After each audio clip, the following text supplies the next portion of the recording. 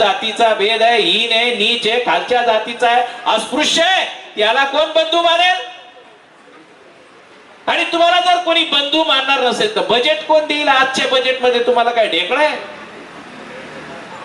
राज्याच्या बजेटमध्ये काय आहे? तुम्हाला बजेट निर्धारित करणारी लोक जर तुम्हाला भाऊ मानायला तयार नसतील, समतेची वागणूक द्यायला तयार नसतील, काय देणार आहे तुम्हाला ते? युजीसी न तो युजीसी होतो इक्वेलिटी बिल, इक्वेलिटी, की उच्च शिक्षा संस्थानांमध्ये जो काही मुलांवर शेड्यूल कास्ट, शेड्यूल ट्राईब आणि ओबीसीच्या मुला मुलींवर भेदभाव होतो, त्या भेदभावातून त्यांना परीक्षेपासून वंचित करणं, तोंडी परीक्षेमध्ये कमी मार्क देणं, त्यांच्या प्राध्यापकाकडून छळ होणं, राहण्यामध्ये जसं की रोहित वेमुलाला स्कॉलरशिप दिली गेली नाही. तुम्हाला माहित असेल या लाडकी बहीण योजनेसाठी महाराष्ट्राचं शेड्यूल कास्टचं 350 कोटी रुपयाचं बजेट तिकडं वळवलं गेलं. म्हणजे तुमच्या आमच्या मुलांचं शिक्षण त्याच्यामुळे होणार नाही, स्कॉलरशिप मिळणार नाही असा त्याचा अर्थ आहे. अशा प्रकारे मग हे जे काल बिल सुप्रीम कोर्टने स्टे केलं, तो कायदा बनवला होता. विद्यापीठांमध्ये जर असा अन्याय होत असेल तर त्या विद्यार्थ्याला किंवा कर्मचाऱ्याला तक्रार करता येईल. त्या तक्रारसाठी एक कमिटी बनवण्यात आली होती आणि ती तात्काळ त्याची चौकशी करील अशा प्रकारचा कायदा बनवण्यात आला होता. त्या कायद्याला सुप्रीम कोर्टानं काल स्टे दिला. तो कायदा लागू होणार नाही याचा स्टे दिला. कोणत्या प्रमाणात? मी विमानात बसलेलो आहे म्हणजे किती सुख आहे, विमानात बसलोय मी किती सुखी आहे. अरे याच्यापेक्षा कोणतं सुख असतंय का? आज तुम्ही या प्रमाणात आहात, कधी कोसळून अपघात होईल सांगता येणार नाही. दुसऱ्या क्षणाला माती होईल साथीओ आमच्या सगळ्या अधिकाराची. जरी झाला ब्राह्मण तिन्ही लोकी भ्रष्ट, जरी झाला ब्राह्मण भ्रष्ट तरी तिन्ही लोकी श्रेष्ठ. हम सब लोग दुख में है, आम्ही सगळे दुःखात आहोत, प्रचंड दुःखात आहोत. मग ब्राह्मणी व्यवस्था आम्हाला सांगायची त्या काळी, आजही सांगते. अरे तुम्ही दुःखी आहात, तुमच्या घरात संपत्ती येत नाही, तुमच्या घरातले लोक आजारी पडतात, तुमची संपत्ती निघून जाते, तुमच्यावर संकट येतात. या सगळ्याचं कारण आम्हाला ते काय सांगतात? तुमच्याकडून काहीतरी पाप कर्म झालेलं, पापाचं कर्म झालंय आणि त्या पापामुळे तुमच्याकडे हे सगळं दुःख आहे. पापातून मुक्त व्हायचं असेल उपवास करा, पाया पडा, भक्ती करा, आणखी काय काय करा हे सगळं तुम्हाला सांगतात. दान द्या, धर्मदान द्या, सगळ्या प्रकारचं करा, पुण्य करा असं ते तुम्हाला सांगतात. मग हे जे पुण्य आहे, मग या पुण्यावर आपला किती किती खर्च होतो आपल्याला माहिती. काय बातमी आहे? राजस्थान मधल्या 20 जिल्ह्यांमध्ये 2 लाख मुली, 20 जिल्ह्यांमधल्या 2 लाख मुली आपल्या आई बापांना विकाव्या लागलेल्या आहेत. आणि त्या 2 लाख मुली ज्या लोकांना विकल्या त्या लोकांकडून ते निम्मे पैसे घेतात, मुलगी जे कमवते त्यातले. Please follow, like, share, comment and subscribe the Samyak Kranti channel. Thank you. राष्ट्रीय गुरु संत शिरोमणी संत रविदास यांचा जयंती दिवस आहे. या जयंती दिवसाच्या निमित्तानं आज या ठिकाणी संत रोहिदास विचार मंच ॲम्युनिशन फॅक्टरी खडकी यांच्या माध्यमातून हा जयंतीचा उत्सव या ठिकाणी साजरा होत आहे. या कार्यक्रमासाठी उपस्थित आजचे उद्घाटक या आयुध निर्माण संस्थेचे मुख्य महाप्रबंधक माननीय विजय कुरील साहेब, त्याचप्रमाणे आयुध निर्माणीतील सर्व अधिकारी वर्ग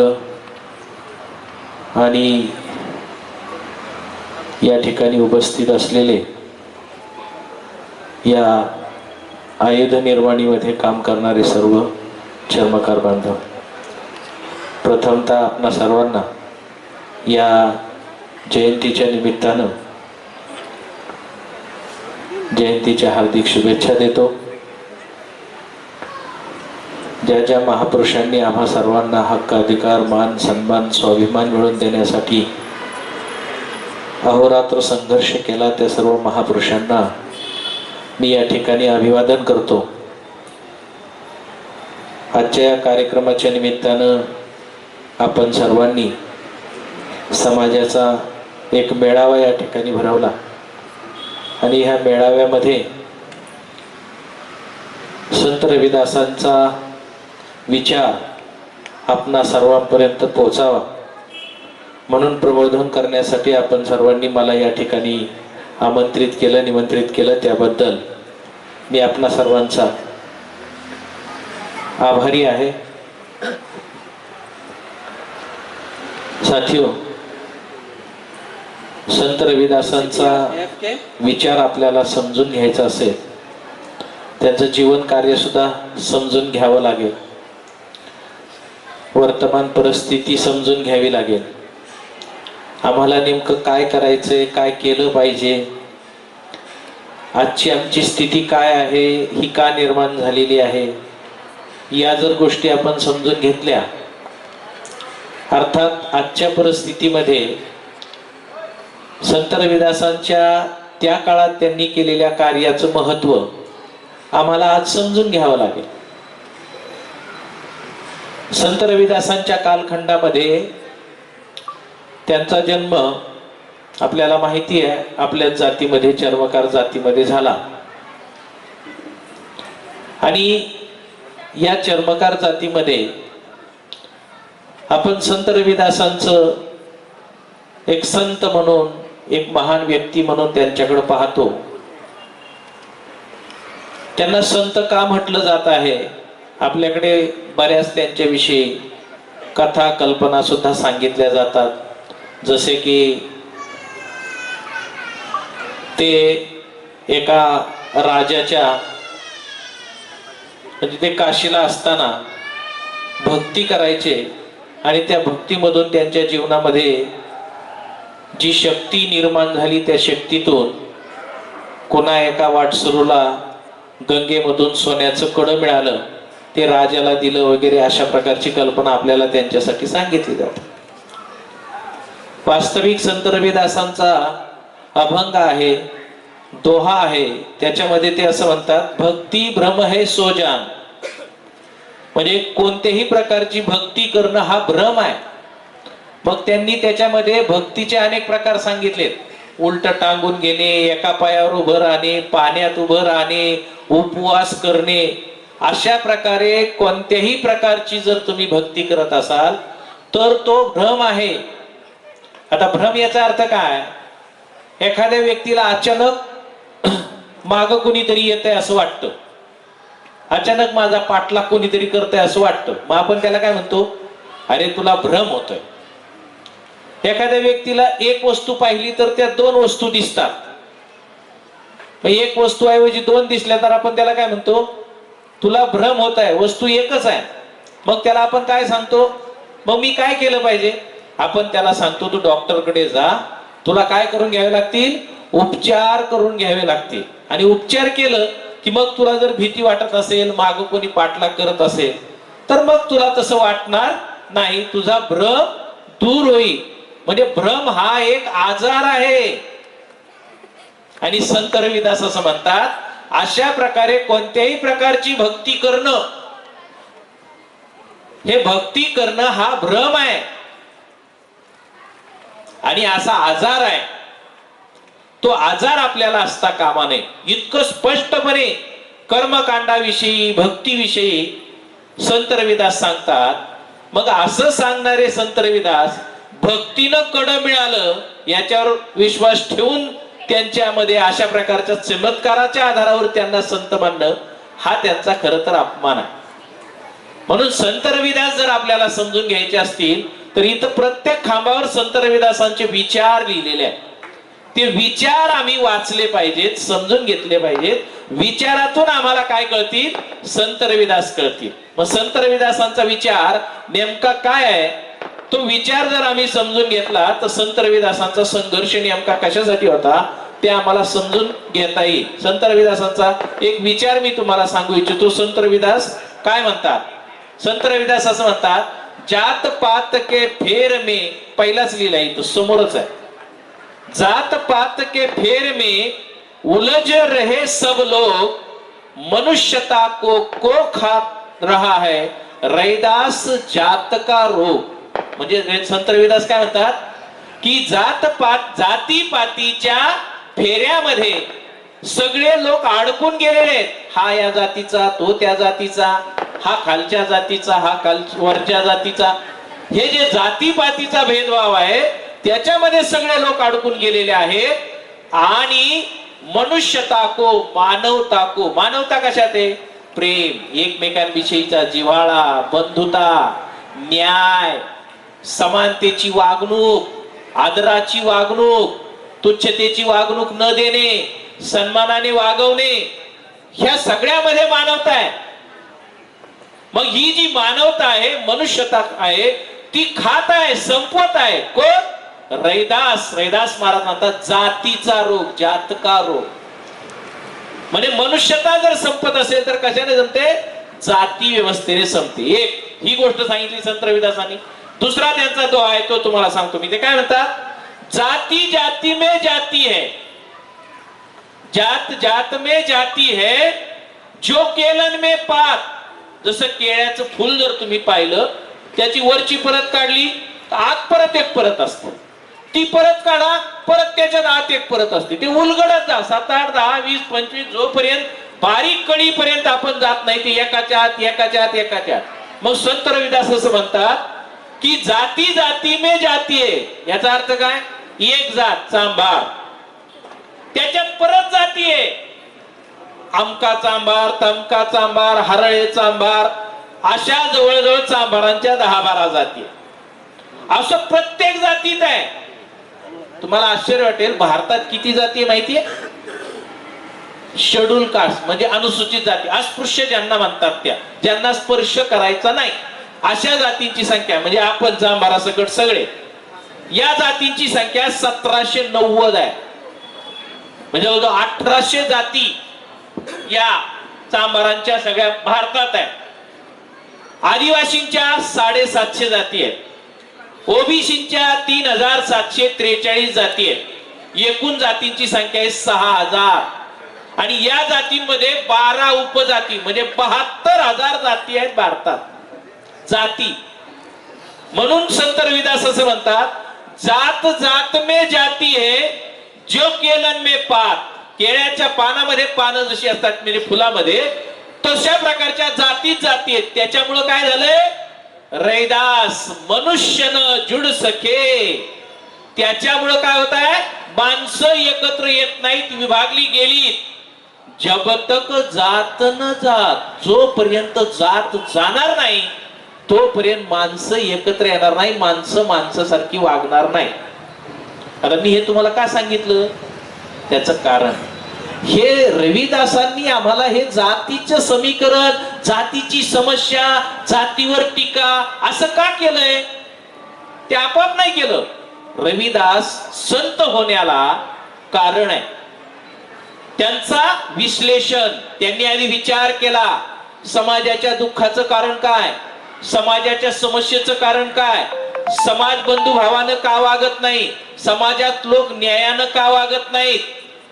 एकमेकांचा अपमान, अवमान, हक्काधिकारावर आक्रमण का करतात? या सगळ्याच कारण संत रविदासांनी शोधून काढलं. मनुष्यता को खात, मनुष्यतेला कोण संपवत आहे? मानवतेला कोण संपवत आहे? जातीचा रोग, जात नावाचा रोग. आणि ही समस्या आहे, ती सगळ्या दुःखाचं कारण आहे असं संत रविदास म्हणतात. त्याच्यावर ते परत सांगतात, जात का पाळली नाही पाहिजे. याच्यासाठी सुद्धा संत रविदास सांगतात, चामके हम भी चामके तुम भी, चामका जग है सारा. अरे चमड्याचं शरीर माझं आहे, चमड्याचं शरीर तुमचं आहे, सगळ्यांचं चमड्याचं शरीर आहे. श्याम बिगर कोण है जीव, कहे रैदास चमारा. अरे चमड्याशिवाय कोणीच नाही, आपण सगळे चामड्याचे, मग भेदभाव कशाला पाहिजे? भेदभाव अजिबात नाही पाहिजे. जर तुम्ही उच्च जातीचे चामड्याचे आहात, आम्ही जर चामड्याचे आहात, तर तुमच्यात आमच्यात भेदभाव नसला पाहिजे. म्हणजे भेदभाव करू नका, अशा प्रकारे भेदभाव होऊ नये. पुढे ते सांगतात सबको दो हात पग. पग म्हणजे पाय, सगळ्यांना दोन हात दोन पाय आहेत. पुढे काय म्हणतात सबको दो नैन दो कान, सगळ्यांना दोन डोळे, सगळ्यांना दोन कान आहे. रैदास पृथक कैसे, वेगळे वेगळे कैसे. मग हिंदू और मुसलमान, हिंदू आणि मुसलमान वेगळे कसे, सगळ्या जातीचे लोक कसे वेगळे, सगळी माणसंच आहोत, सगळ्यांना माणसं माना. अशा प्रकारे रविदास, संत रविदास त्यावेळी सांगत होते. हे संत रविदास असं का सांगत होते, काय कारण होतं त्यांचं सांगण्याचं, त्याचंही कारण आहे. संत रविदासांच्या समकालीन एक कवी आहे, त्यांचं नाव आहे तुलसीदास. मग तुलसीदास काय म्हणतात, तुलसीदासांनी रामायण लिहिलं, गीत रामायण. आणि त्या रामायणामध्ये तुलसीदासांनी काय सांगितलं तुम्हाला सांगतो. काय म्हणतात, पूजिये विप्र, विप्र म्हणजे ब्राह्मण, पूजिये विप्र शील गुण ज्ञानहीना. ज्या ब्राह्मणाकडे शील नाही, चरित्र नाही, ज्या ब्राह्मणाकडे गुण नाही, ज्या ब्राह्मणाकडे ज्ञान नाही, ज्ञान नाही.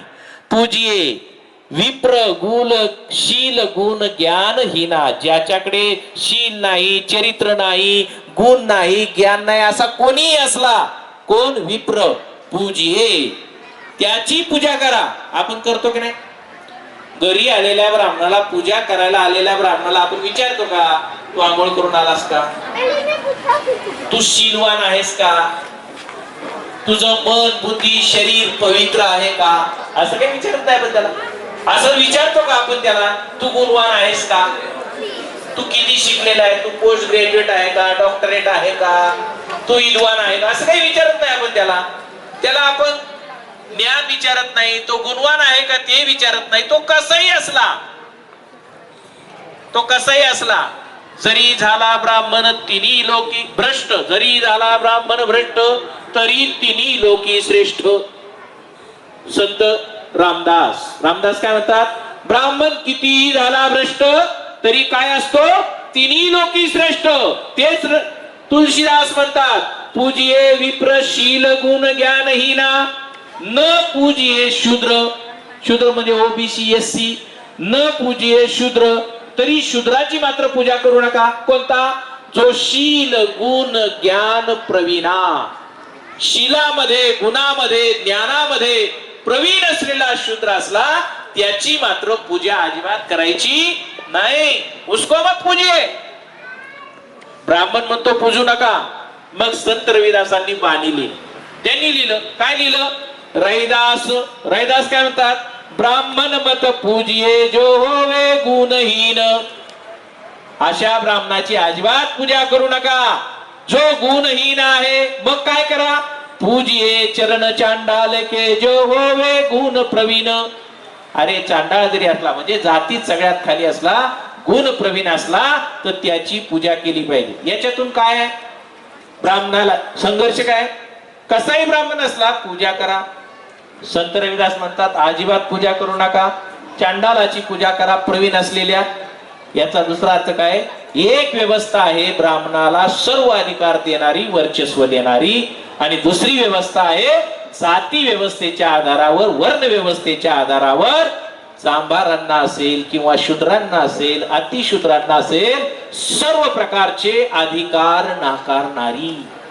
आणि या दोन व्यवस्थांचा जो संघर्ष होता, त्या संघर्षामध्ये संत रविदासांनी भूमिका घेतली त्या काळात. आणि भूमिका घेऊन सांगितलं की आम्हाला काय करायला पाहिजे, ब्राह्मणाची पूजा करू नका आणि आमच्यातल्या गुणवान लोकांची पूजा करा.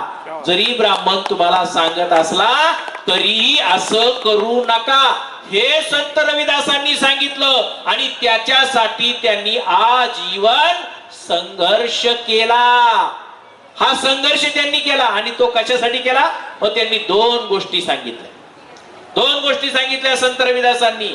जर संत रविदासांना असं वाटत असतं की आमच्या सगळ्या दुःखांचं जे दुःख आहे आमचं, तो दूर होण्याचा मार्ग जर भक्ती असता, तर त्यांनी सांगितलं असतं असं करा, कंटिन्यू भक्ती करा आणि स्वर्गात जा. असं कुठेही संत रविदास म्हणाले नाही. मग संत रविदासांनी आम्हाला संदेश दिला, ऐसा चाहो राजमय. इथं लिहिलेले आहे, वाचाल तुम्ही. पहिलंच आहे, ऐसा चाहो राजमय मिले सबन को अन्न. सबन को म्हणजे फक्त चांभाराला नव्हे, हे पण लक्षात घ्या. कुणाला? ब्राह्मणापासून सगळ्यांना, त्यांना सुद्धा मिळा. मिले सबन को अन्न, सगळ्यांना अन्न मिळालं पाहिजे, अर्थात सगळेच सुखी राहिले पाहिजे, असा त्याच आहे. ऐसा चाहो राज, राज्य, असा स्वर्ग नको ज्या स्वर्गात मी लोळत पडेल, असा स्वर्ग त्यांनी नाही मागितला. त्यांनी काय मागितलं? ऐसा चाहो राजमय मिले सबन को अन्न, सगळ्यांना अन्न मिळू दे. आणि दुसरी अपेक्षा केली, सगळ्यांचं पोट भरलं पाहिजे. छोट बडो सब सम बैठे, छोटे मोठे सगळे सम बैठे, असं राज्य येऊ दे. रैदास रे प्रसन्न, मग रैदास प्रसन्न होईल. रैदास कशाने प्रसन्न होणार आहे? सगळं समतेच राज्य आलं पाहिजे, सगळ्यांना अन्न मिळालं पाहिजे, ही रैदास महाराजांची इच्छा आहे. असं राज्य यावं ही त्यांची इच्छा आहे.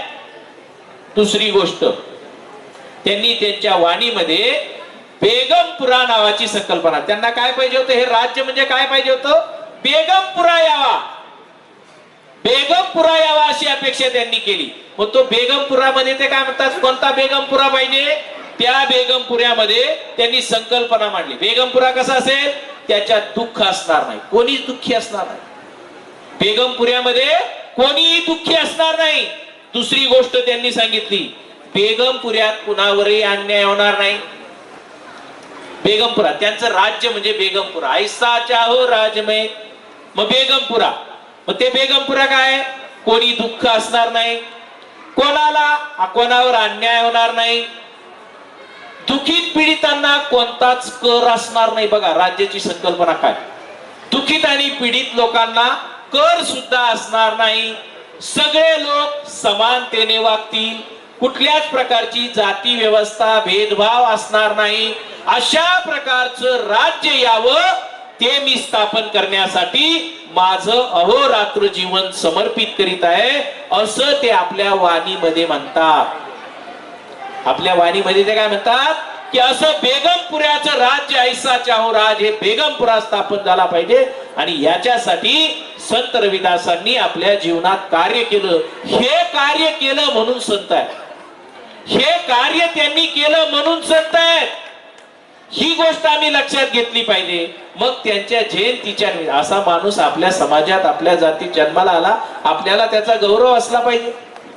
त्या गौरवाप्रती त्यांच्यामधून आपण प्रेरणा घेण्यासाठी आजचा कार्यक्रम केलेला आहे.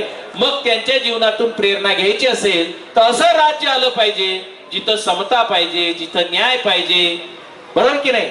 मग संत रविदास असंही म्हणतात पुढं, हे का होत नाही, असं राज्य का येत नाही, तरी तुम्ही इथं सगळे दुःखात आहात. हम सब लोग दुःख में है, आम्ही सगळे दुःखात आहोत, प्रचंड दुःखात आहोत. मग ब्राह्मणी व्यवस्था आम्हाला सांगायची त्या काळी, आजही सांगते, अरे तुम्ही दुःखी आहात, तुमच्या घरात संपत्ती येत नाही, तुमच्या घरातले लोक आजारी पडतात, तुमची संपत्ती निघून जाते, तुमच्यावर संकट येतात.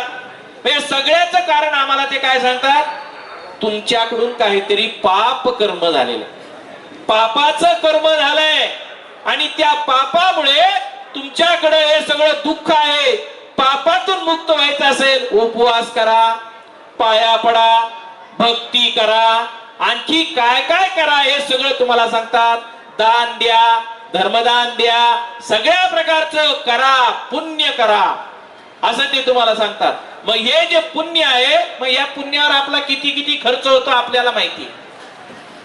आमकाय हे करा, तमक करा, हे करा, ते करा, सगळ्या प्रकारची पुण्याची कर्म करण्यास आम्ही कुठंच कमी पडत नाही.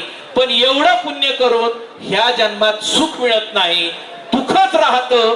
या दुःखाचं कारण मात्र संत रविदास आपल्या वाणीतून सांगतात. संत रविदास सांगतात, काय सांगतात, बरोबर, तुमच्या सगळ्या दुःखाचं कारण पापच आहे. संत रविदासही सांगतात तुमच्या सगळ्या दुःखाचं कारण पाप आहे, पण ते पाप समजून घ्या. संत रविदास सांगतात पराधीनता पाप है. कोणतं पाप आहे? पराधीनता. पराधीनता म्हणजे दुसऱ्याच्या अधीन गुलामी. पराधीनता पाप है जान ले हो रे मीत. हे माझ्या प्रिय जनांनो जाणून घ्या, तुमच्या सगळ्या दुःखाचं कारण आहे पराधीनता. तुम्ही गुलाम आहात कुणाचे ना कुणाचे. ती गुलामी हे तुमच्या सगळ्या दुःखाचं कारण है. रैदास कहे पराधीन से कौन करे प्रेम. अरे गुलाम माणसाशी कोण प्रेम करते? गुलामाला गुलामाची वागणूक असते, प्रेमाची नाही, बंधुतेची नाही, न्यायाची नाही. न्याय तर नंतर आहे, समता तर नंतर आहे, आधी बंधुता पाहिजे. बंधुता अरे जातीचा भेद आहे, हीन आहे, नीच आहे, खालच्या जातीचा आहे, अस्पृश्य आहे, त्याला कोण बंधू मानेल? आणि तुम्हाला जर कोणी बंधू मानणार नसेल तर बजेट कोण देईल? आजच्या बजेटमध्ये तुम्हाला काय ढेकळं आहे? राज्याच्या बजेटमध्ये काय आहे तुम्हाला? बजेट निर्धारित करणारी लोक जर तुम्हाला भाऊ मानायला तयार नसतील, समतेची वागणूक द्यायला तयार नसतील, काय देणार आहे तुम्हाला ते? आणि त्यांनी जर काही दिलं नाही, तुमच्या करातून घेऊन शोषण करून दिलं नाही, तुमचं काय होईल? म्हणून पराधीनता ही सगळी तुमच्या दुःखाचं कारण आहे. म्हणून संत रविदास म्हणतात पराधीनता दुःख, पराधीनता पाप हे जान ले रे मीत. जो पराधीन होवे सो कोण करे हे प्रीत. पराधीन क्या, पराधीन का क्या दीन. पराधीन तो बेदीन. दीन म्हणजे विचार. पराधीन व्यक्तीला, गुलाम व्यक्तीला काही विचार नसतो. त्याचा एकच विचार असतो गुलाम व्यक्तीचा, आपल्या मालकाची सेवा करायची. दुसरा काही विचार त्याच्याकडे नसतो. म्हणून आम्हाला ती गुलामी सोडावी लागेल. ती गुलामी सोडण्यासाठी जे प्रबोधन आयुष्यभर केलं ते संत रविदासांनी केलं. आणि मग त्यांनी आम्हाला समाजाला सांगितलं की तुम्हाला या गुलामीतून स्वतंत्र व्हावं लागेल, गुलामी सोडावी लागेल. ती गुलामी जर आम्हाला आजही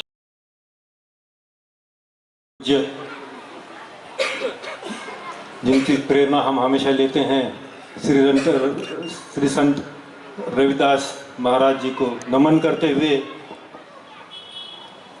मैं दो बातें कहना चाहूँगा. सबसे पहले तो मैं धन्यवाद देता हूँ, कांग्रेचुलेट करता हूँ आयोजकों को, जिसमें अध्यक्ष श्री मंगेश कोटे, सचिव श्री अरुण कुमार,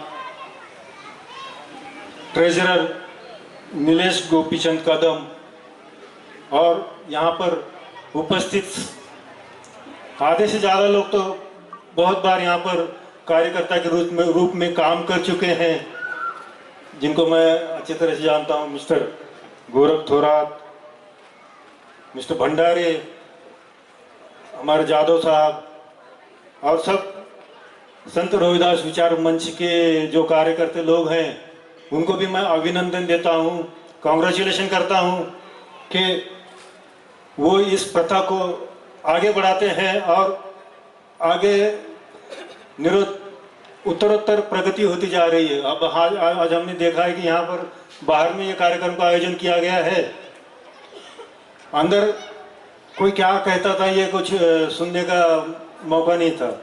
वो तो क्या भाषण चल रहा है उसको कुछ अच्छी तरह से हम सुन नहीं पाते थे. तो आज ये जो कार्यक्रम का आयोजन बाहर में किया है, मैं क्योंकि यहाँ पर पिछले 3 साल से आज गेस्ट के रूप में, चीफ गेस्ट के रूप में यहाँ पर मुझे बुलाया गया है, क्योंकि मैं इसी समाज का हूँ. और संत रविदास समाज का जो कार्यक्रम है मैं बचपन से देखता आ रहा हूँ. हमारे लातूर में मेरे जो दादाजी थे वो इसका आयोजन किया करते थे और वो बहुत ही बढ़ चढ़कर इस कार्यक्रम में हिस्सा लिया करते थे. संत रविदास जी के बारे में कहना है तो मुझे पहले भगवान श्री कृष्ण याद आते हैं, जिन्होंने गीता में ये एक वो तो एक दो ये कहा था. उनकी एक पंक्ति है कि जब जब इस धरती पर जुल्म होंगे, पाप होंगे और अत्याचार बढ़ेगा और विषमता होगी समाज में, तब तब मैं जन्म लेता हूँ। ये श्रृंखला चलती आ रही है। मैं जितना मुझे पता है, पहले भगवान बुद्ध जिन्होंने इस विषमता को अपने इस विषमता का बड़ी कड़ाई से प्रतिरोध किया, और बाद में मैं जब जितना जानता हूँ संत रविदास थे जिन्होंने इसको बहुत प्रखरता से विरोध किया और कहा कि संतत्व को प्राप्त करना या भगवान की भक्ति में लीन होना या पढ़ाई लिखाई करना ये सिर्फ उच्च जाति के वर्गों का काम नहीं है। अगर से कोई सच्चे दिल से काम करता है और मेहनत करता है, वह भी संतत्व को प्राप्त होता है। ये सबसे बड़ी शिक्षा हमारे जो हमारे गुरु हैं संत रविदास, इन्होंने दी है। उसके बाद में फिर आता है हमारे बाबा साहेब अम्बेडकर जी का। उन्होंने भी कितनी प्रखरता से, कितने कष्ट से, कितने त्याग से प्रखर लड़ा दिया और समाज की जो विषमता थी उसको काफी हद तक दूर करके आज हम कितने अच्छे इससे उपभोग ले रहे हैं। इन सब संतों को मेरा फिर से प्रणाम। और ज्यादा ना कहते हुए सिर्फ एक बात कहूंगा कि उनका दोहा मुझे हमेशा ये याद रहता है कि मन चंगा तो कटौती में गंगा।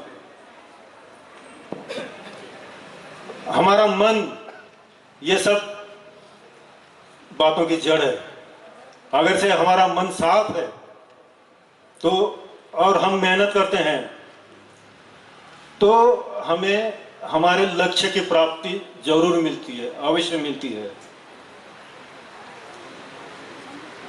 आज के इस अवसर पर यहाँ पर उपस्थित श्री राजू कामले जो मेरे काफी अच्छे मित्र रहे हैं, श्री वैभव आर के ये भी मेरे अच्छे मित्र रहे हैं, और यहाँ पर सभी जो आयोजक समिति हैं उन सबको मैं धन्यवाद देता हूँ। और हमारे गुरु रविदास जी को नमन करते हुए मैं 2 शब्द खत्म करता हूँ। धन्यवाद। Thank you.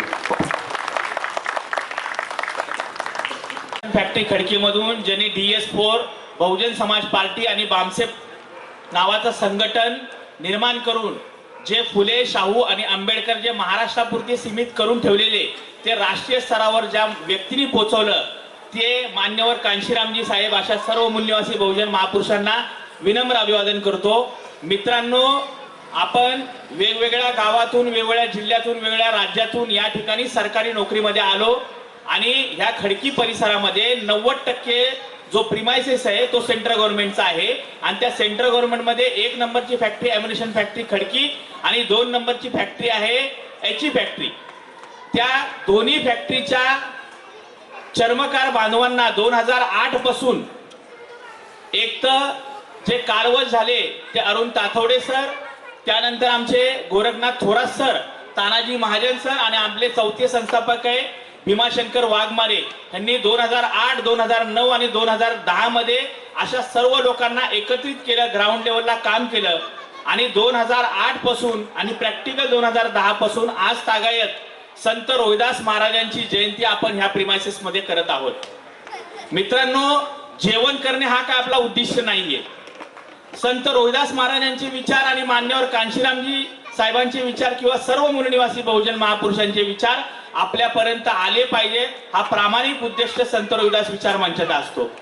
दुसरी गोष्ट, गेले 10-15 वर्ष आम्ही निरंतर काम करतो आणि निरंतर काम करताना जेव्हा आम्हाला दिसलं की एची फॅक्टरीचे चीफ जनरल मॅनेजर माननीय विजय कुरील सर आपला एक क्लास 1 ऑफिसर आहे, त्यानंतर ॲम्युनिशन फॅक्टरीमध्ये 3 सेक्शन मध्ये आपले DO आहेत, डिव्हिजनल ऑफिसर, त्यानंतर एक F9 सेक्शन मध्ये आपले OIC आहेत आणि बरेचसे या ठिकाणी आपण सन्मान केला ते JWM चार्जमन आहे। जेव्हा आपल्या समाजामध्ये हा अधिकारी वर्ग आणि कर्मचारी वर्ग आपल्याला सापडतो तर आपल्याला एक गर्व आणि गौरव निर्माण होतो। त्यानंतर ज्या टायमाला डिसेंबरच्या शेवटच्या आठवड्यामध्ये संत रोहिदास विचार मंचाची जनरल बॉडीची मीटिंग झाली आणि त्या दिवसापासून आज तागायत आधुनिक जमाना आलेला आहे. मला अभिमानाने सांगायला वाटेल की आम्ही फील्डमध्ये वर्गणीसाठी कलेक्शनसाठी कमी गेलो, पण ऑनलाईन स्वरूपात मागच्या 2 दिवसापूर्वीच 1 लाख वर्गणी आपण समाज बांधवांनी दिली. त्याबद्दल मी कमिटीच्या वतीने आपल्या सर्वांचा सन्मान करतो.